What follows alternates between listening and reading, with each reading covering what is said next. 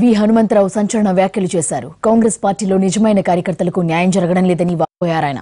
అణగారిన వర్గాలను పక్కన పెట్టి అగ్రకులాల వారే పెత్తనం చేస్తున్నారని మండిపడ్డారు.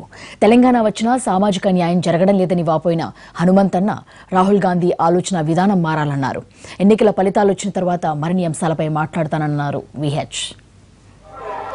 రాహుల్ గాంధీ ప్రధానమంత్రి కావాలనే కార్యకర్తల ఆలోచనను భగవంతుని అడగడం జరిగింది. దానితో పాటు తెలంగాణ వచ్చిన తర్వాత సామాజిక న్యాయం జరుగుతుందని మేము ఆలోచన చేసినా కానీ ఈనాటి కూడా అగ్రకులాల పెత్తనమే నడుస్తున్నది. అక్కడంతనే కాంగ్రెస్ లో కూడా అగ్రకులాల పెత్తనం నడుస్తుంది. మెజార్టీ పాపులేషన్ ఉన్నది బీసీ ఎస్సీలే.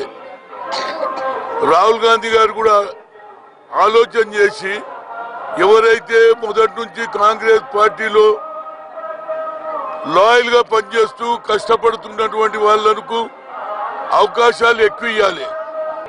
నిన్నటి వరకు వేరే పార్టీలు ఉండి మా పార్టీలో వచ్చిన వాళ్ళకు పెత్తనం ఇవ్వడం వల్ల పార్టీ ఇవాళ కాదు రాను రాను పార్టీ డౌన్ అయ్యే పరిస్థితి ఉన్నది. కార్యకర్తలే ఈ పార్టీకి వెన్నుముక. ఈ 70 ఏళ్ల చరిత్రలో కేవలం అగ్రకులాలే ముఖ్యమంత్రులు అయితే బీసీలు ఎస్సీలు ఓటేసే మిషన్ లానే అడుగుతున్నా. ఎవడు అడిగినా నీ దగ్గర 20 కోట్లు ఉన్నాయా, నీ దగ్గర 30 కోట్లు ఉన్నాయా? ఇదేమిటండి?